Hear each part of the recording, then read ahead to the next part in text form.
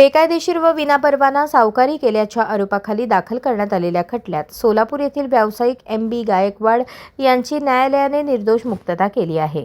सरकारी पक्षाला आरोप संशयातीतपणे सिद्ध करण्यात अपयश आल्याने ते निरीक्षण नोंदवत न्यायालयाने हा निकाल दिला। ऑगस्ट 2016 मध्ये सहनिबंधक कार्यालयाच्या पथकाने आणि जेलरोड पोलीस ठाण्याच्या कर्मचाऱ्यांनी महेश गायकवाड यांच्या घरावर धाड टाकून कोरे बॉन्ड, धनादेश आणि काही वह्या जप्त केल्याचा दावा केला होता।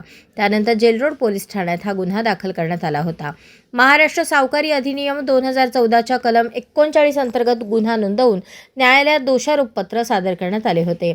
या प्रकरणाची सुनावणी सोलापूर येथील प्रथम वर्ग न्यायदंडाधिकारी न्यायालय क्रमांक 10 मध्ये होऊन बचाव पक्षाचे वकील ॲडव्होकेट श्रीनिवास कटकोर यांनी केलेला युक्तिवाद आणि साक्षीदारांच्या उलट तपासणीनंतर न्यायालयाने सरकारी पक्षाच्या पुराव्यात अनेक त्रुटी असल्याचे नमूद केले। न्यायालयाने सरकारी पक्षाचे फिर्यादी, पंच आणि तपासी अधिकाऱ्यांच्या जबाबांमध्ये धाडीच्या तारखा आणि घटनांबद्दल विसंगती असल्याचे स्पष्ट केले।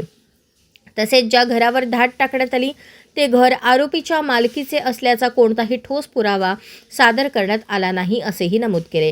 याशिवाय जप्त करण्यात आलेले धनादेश आणि कोरे बॉन्ड हे अवैध सावकारीसाठी वापरले जात असल्याचा कोणताही ठोस पुरावा सरकारी पक्ष सादर करू शकत नाही।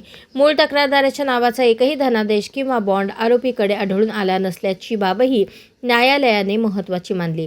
या सर्व बाबींचा विचार करून सरकारी पक्ष आरोपीविरुद्धचा गुन्हा संशयातीतपणे सिद्ध करण्यात अपयशी ठरल्याने न्यायालयाने फौजदारी प्रक्रिया संहिता कलम 248(1) अन्वये MB गायकवाड यांची सर्व आरोपातून निर्दोष मुक्तता केली। या खटल्यात आरोपीतर्फे ॲडव्होकेट श्रीनिवास कटकोर, ॲडव्होकेट आकांक्षा आयनची यांनी कामकाज पाहिले।